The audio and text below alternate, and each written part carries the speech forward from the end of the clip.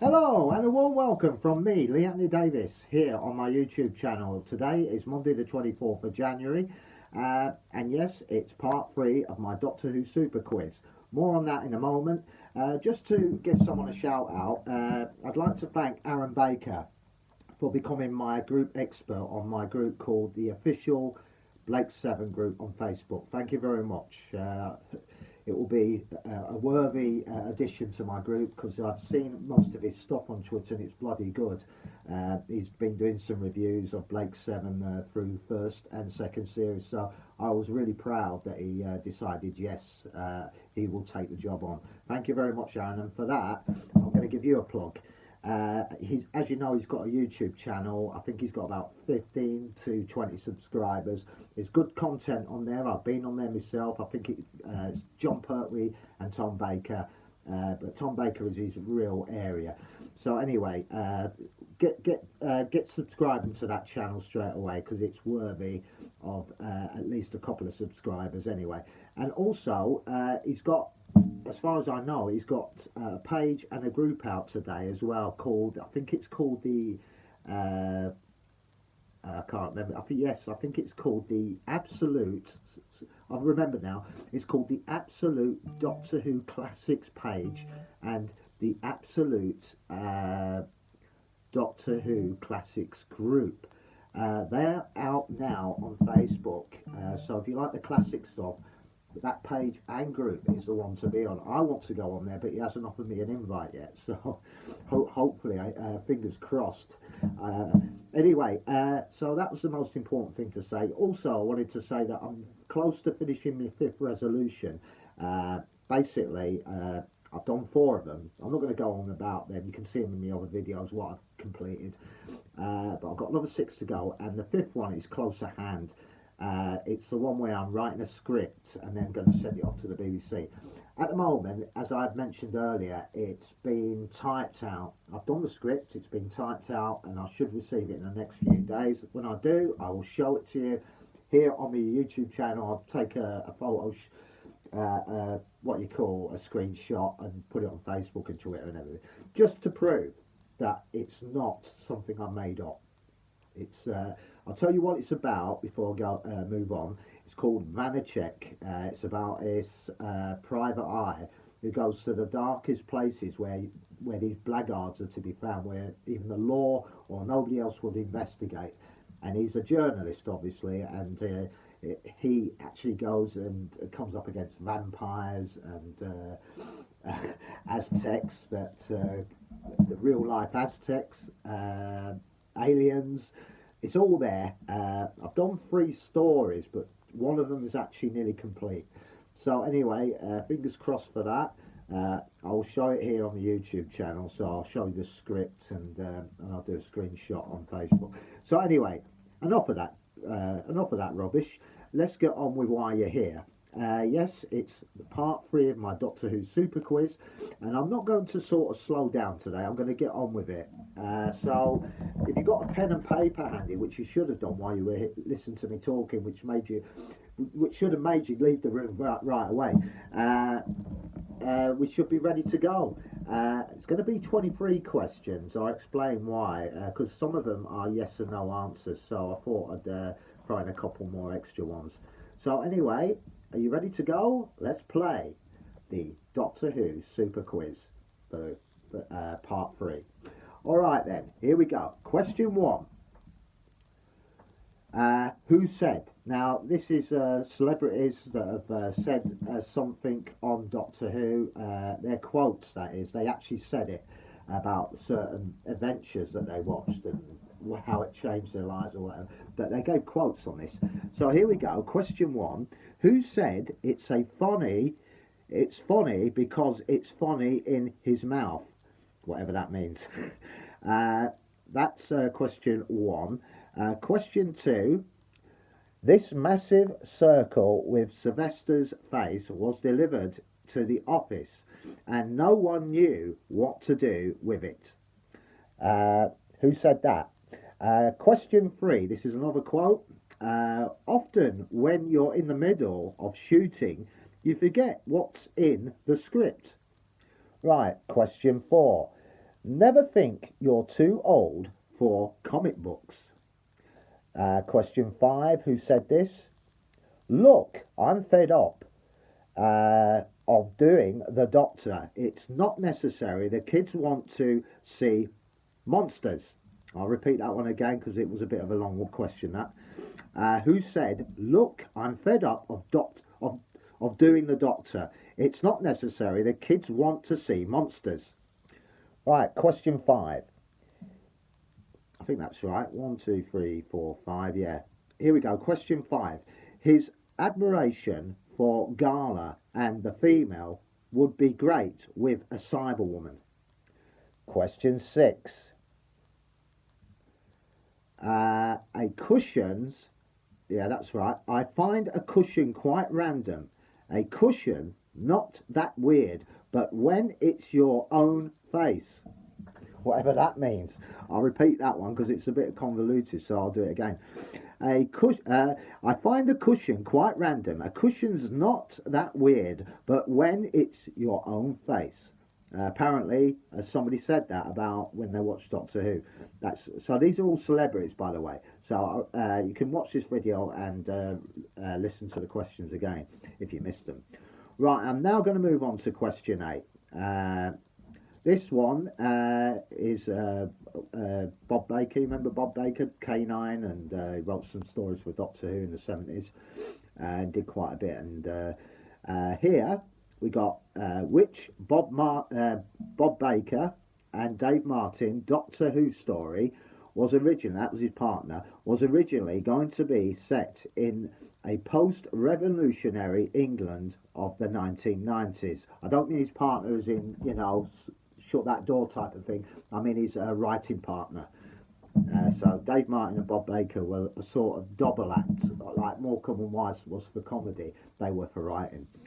And that is what the question I want to know. I'll repeat that again. Which Baker and Martin Doctor Who story was originally going to be set in a post-revolutionary England of the 1990s? Right. Next question. This is question 8. Question 9. Which story was originally pitched by Baker and Martin as a battle with Death himself, taking place in a kind of underworld? I'll repeat that one again. Which story was originally pitched by Baker and Martin as a battle with Death himself, taking place in a kind of underworld? Right, question 10. We're halfway there. Which of their stories was referenced in Salman Rushdie's novel, The Satanic Verses? Remember The Satanic Verses? It was out in 1989, and the Iranian government, or the Ayatollah, put a death contract on him. So he was it was big news in them days, but it's a bit silly now looking back on it. But he obviously blasphemed the Iranian religion or whatever, and he tried to sort of show that how ludicrous it was, and basically, if you've read the book, you probably know what I'm talking about. But anyway, this is what Bob Baker was doing with because it was at the particular time, you see. So I'll do it again. I'll say it again. Sorry. In which of their stories was referenced in Salman Rushdie's novel, The Satanic Verses? Right. Question 11. Which which Baker Martin story had the working title The Destructors? Which Baker Martin story had the working title The Destructors? Right, question 12. Which had the working title The Gift? Which had the working title The Gift? Question 13. And while an actor played two Doctor Who villains created... Oh, sorry, I'll say that one again. Which actor played two Doctor Who villains created by Baker and Martin? I'll say that again. Which actor played the Doctor Who villains created by Baker and Martin? Right, here we go then. I'm going to give you a little bit more on this so you understand. Right, as you know, Bob Baker and Dave Martin, most famous creation was K9, and appeared in his own, which he had his own spin-off series called K9 and Friends, which featured Elizabeth Sladen playing her character Sarah Jane.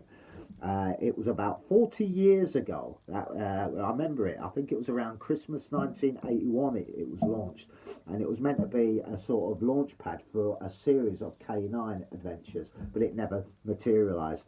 And what I want to know from this is which of the following items that appeared on the props list for the legendary title sequence actually featured in it. What I want from you is answers yes or no. That's all. Answers yes or no. I'll read you out question by question, and I want to know what yes or no did it appear in it in the Sarah Jane Adventures. Not Sarah Jane Adventures, in the actual K9 and Friends, if you can remember it. Right, here we go. Is it true or false that there was a typewriter case in as a prop? Because these are all props, by the way, so it's called Keen Observation, if you remember it. If you've got the actual DVD, you'll be able to cheat your way through it, can't you? So you can have a look that way. Here we go. Was there a typewriter case, yes or no? Question 15. Here we go. Was there a plain lead pencil as a prop on in the actual set? Question 16. Was there a spiral reporter's notebook? Sorry, I was going to say pad, but I just couldn't get it out. Notebook. Was there a spiral reporter's notebook? Question 17. Was there a tulip champagne glass there as a prop as well? Yes or no? Right, moving on to question 18. Was there a ice bucket on the props on the set itself? Was there yes or no? Moving on to question 19. Was there a special push button phone to go in a car? Was there a special push button phone to go in a car? In other words, I think the clue's in the question really, because they didn't have mobiles then, I don't think. So who knows? But they might have made one to make it futuristic, because Doctor Who's never set in the time that we are in. It's always set in something like 1950s, like the Tom Baker one was the 1980s, wasn't it, or something? And I don't know. It's a bit sort of mixed up, but with decades, because I think they were about 20 years ahead or whatever. But it doesn't matter. But yeah, who knows? But was there a special push button phone to go in a car? Right. Question 20, I think that is. If I'm not, I'll stand corrected. Did Elizabeth Sladen as Sarah Jane in K9 and Friends have a Guardian newspaper at all? Did you, yes or no? Question 21. Can't read that, it's dark. Oh yeah. Did she have a very smart document case? Yes or no? Did Sarah Jane have a smart luggage? Sarah Jane's smart luggage, was it on set or not? Did you see it? It could be a suitcase, whatever. Yes or no? And finally, did she have a plaid travelling rug on the set? It doesn't matter where it was, on the floor or under her arm. Yes or no? Right, that's it. I thought I'd throw in that. It's the yes and no questions. It wasn't as good as yesterday's quiz because I gave you a bit more detail with the questions, but I hope it's been fun making it. I've got 2 more to go, part 4 and part 5. I'll be sending the answers tomorrow at roughly about 6 o'clock for this quiz, and I'll see you at 9 o'clock tomorrow night, hopefully at the same time. So thanks for playing.